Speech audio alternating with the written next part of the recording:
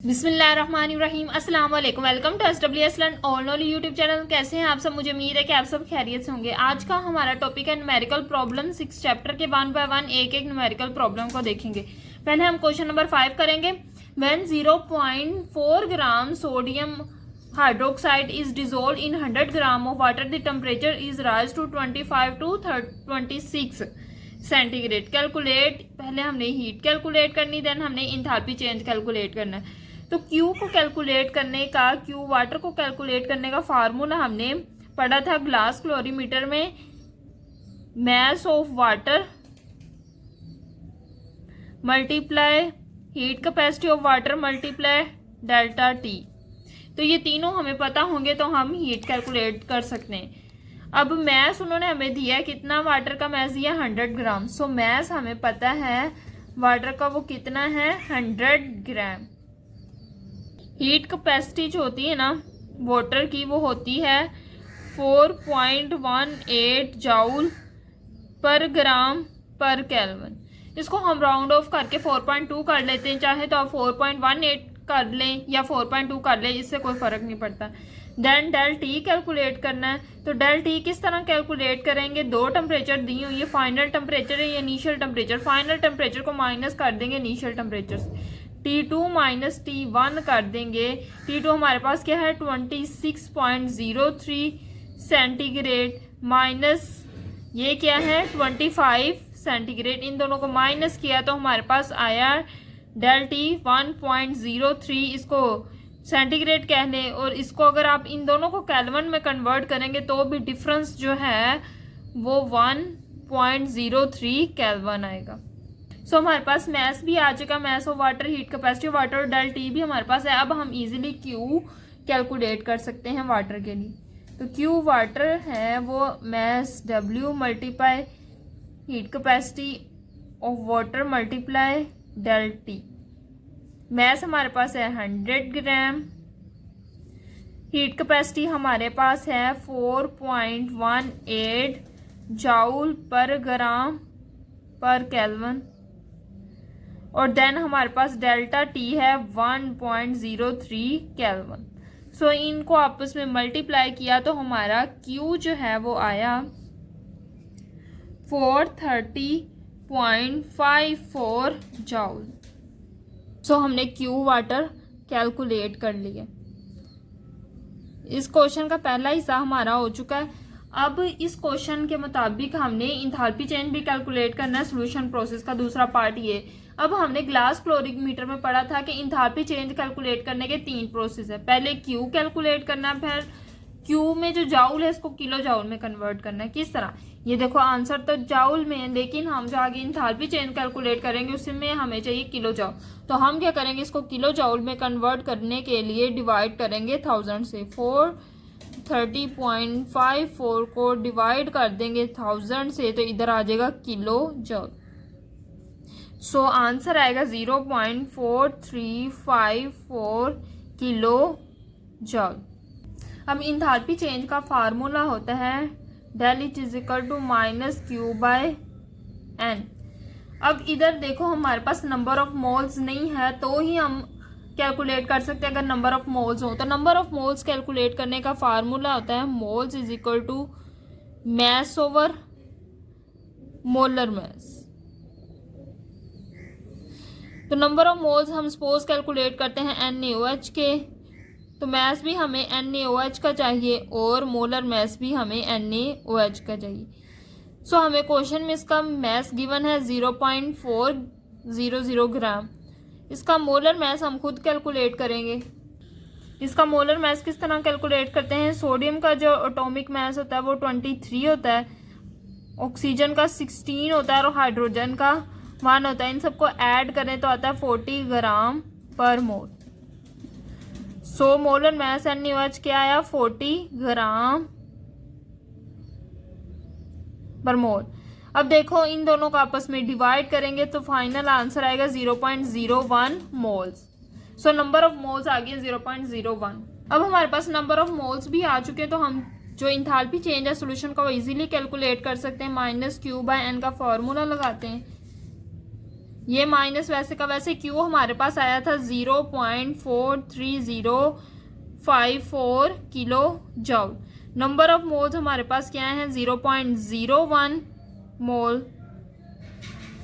अब इन दोनों को डिवाइड किया तो फाइनल आंसर हमारे पास आया -43.054। सो इंथाल्पी चेंज आया -43.054 किलो जूल पर मोल।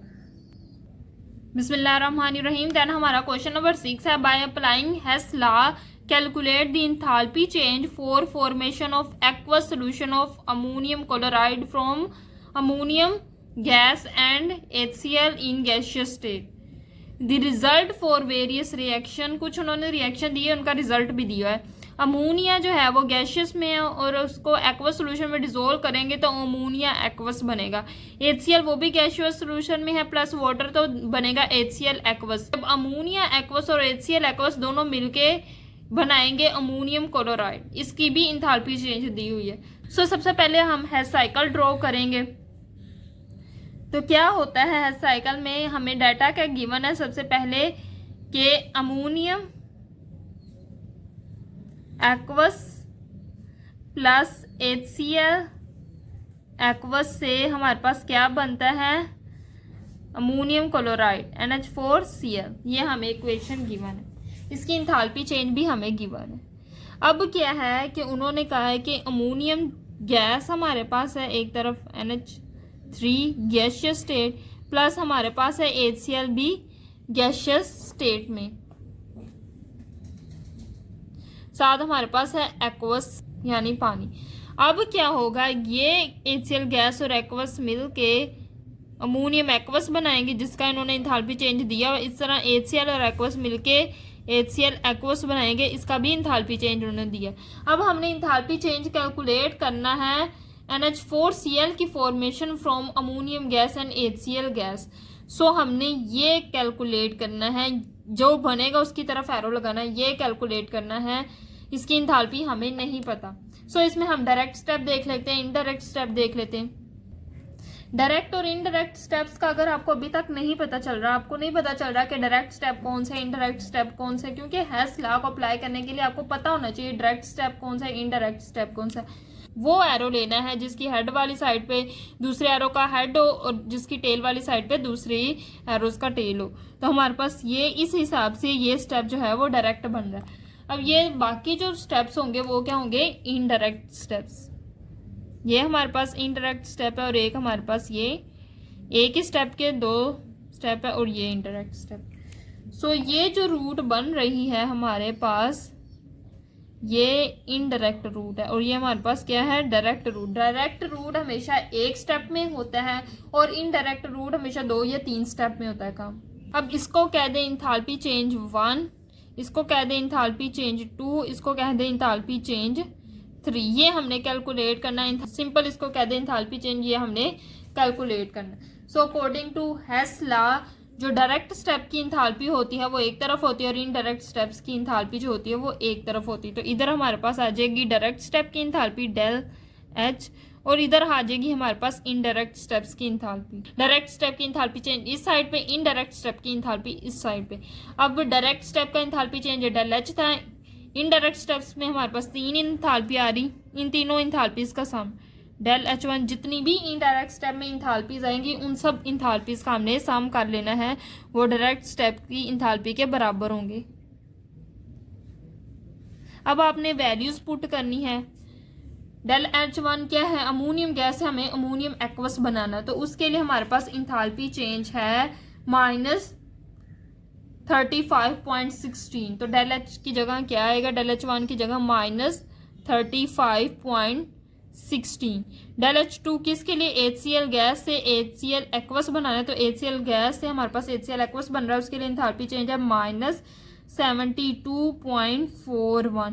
इसी तरह इंथाल्पी चेंज 3 क्या है, HCl एक्वस और अमोनियम एक्वस से हमारे पास NH4Cl बन रहा है, तो इधर से हमने अमोनियम एक्वस और HCl एक्वस से अमोनियम क्लोराइड बनाया था, तो उसका इंथाल्पी चेंज था -51.48। सो हमारे पास इंथाल्पी चेंज आया है इन सबको कैलकुलेट करने से -159.09 यूनिट लगाए किलो जूल पर मोल। So this is our final answer, enthalpy change of formation of ammonium chloride from ammonia gas and HCl gas।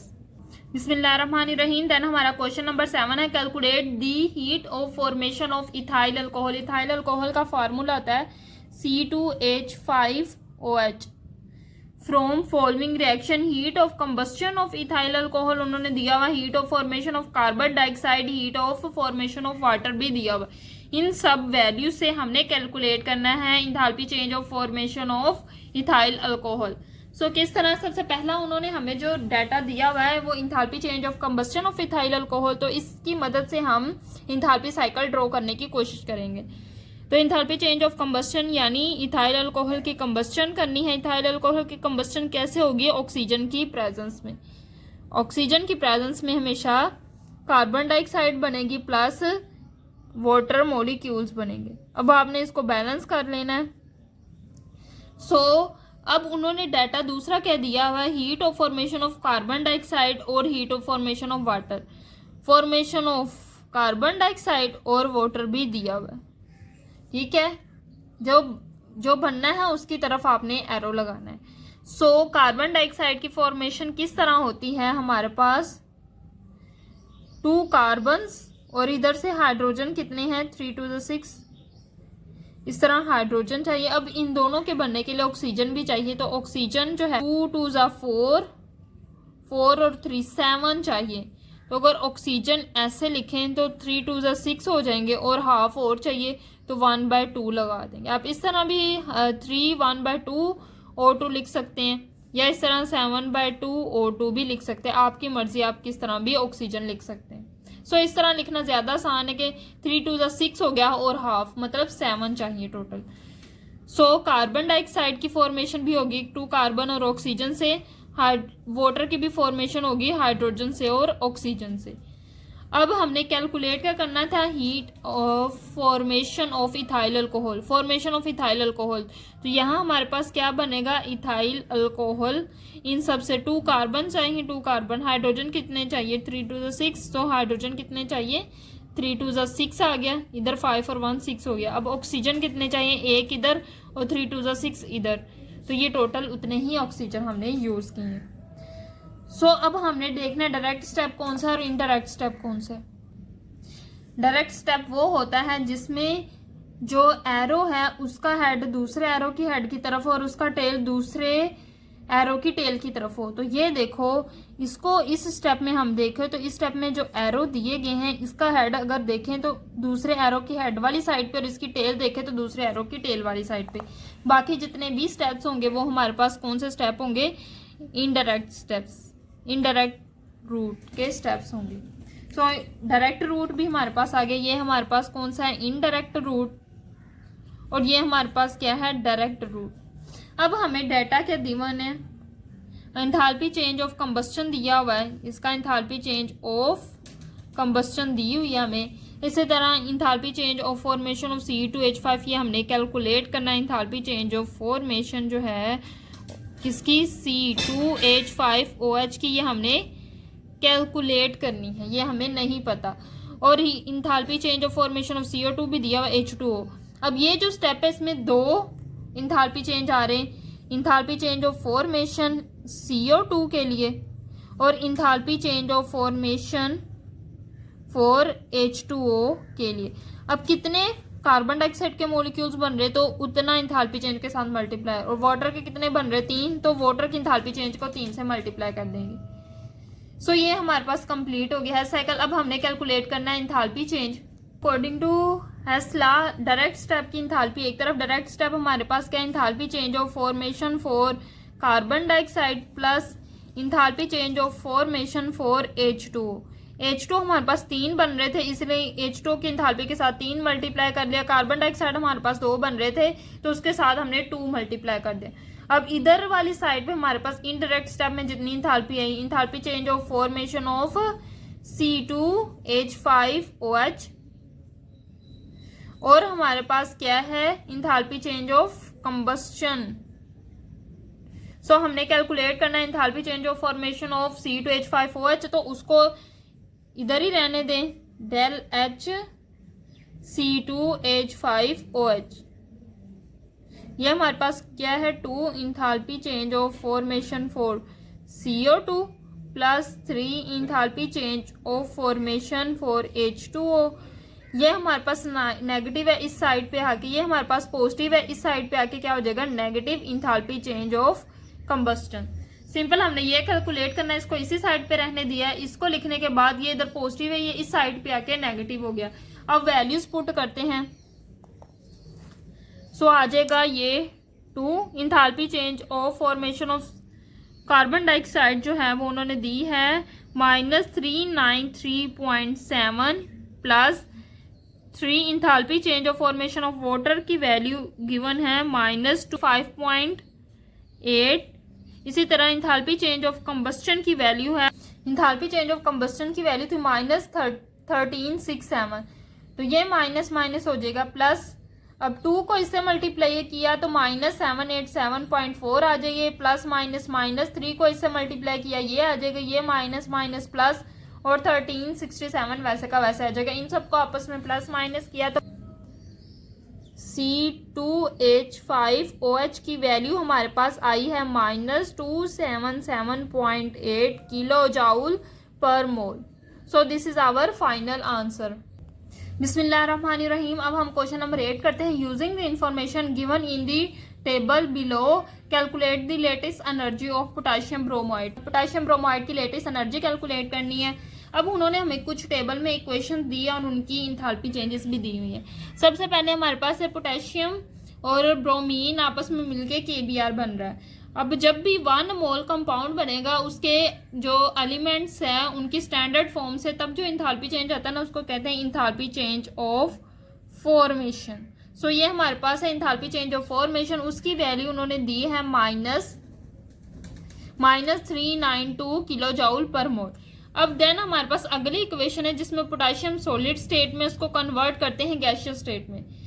अब इसमें क्या होगा, वो इंथैल्पी चेंज, ये वो इंथैल्पी चेंज है, उसकी वैल्यू उन्होंने दी है +92। अब यहाँ क्या होगा, ये वो इंथैल्पी चेंज है जब हमने एलिमेंट को गैसियस एटम में कन्वर्ट किया। तो इसमें जो इंथैल्पी चेंज आता है ना उसको कहते हैं इंथैल्पी चेंज ऑफ ऑटोमाइजेशन। किसको कन्वर्ट किया, पोटेशियम को, इधर लिख देंगे पोटेशियम। अब देन क्या हुआ है, गैसियस स्टेट में जो पोटेशियम आया है उसमें से हमने एक इलेक्ट्रॉन रिमूव किया है। तो इलेक्ट्रॉन रिमूव करने के लिए जो वैल्यू चाहिए होती है उसको कहते हैं आयोनाइजेशन एनर्जी। ये हमने फर्स्ट चैप्टर में पढ़ा था कि 1 मोल एटम में से 1 मोल इलेक्ट्रॉन रिमूव करने के लिए जितनी एनर्जी रिक्वायर्ड होगी उसे कहते हैं इंथैल्पी चेंज ऑफ आयोनाइजेशन या आयोनाइजेशन एनर्जी। देन हमने ब्रोमीन को उसकी एलिमेंट फॉर्म से गैसियस एटम में कन्वर्ट किया, तो इसमें भी जो इंथैल्पी चेंज आया उसको कहेंगे इंथैल्पी चेंज ऑफ ऑटोमाइजेशन। किसको कन्वर्ट किया, ब्रोमीन को, इधर लिखेंगे Br।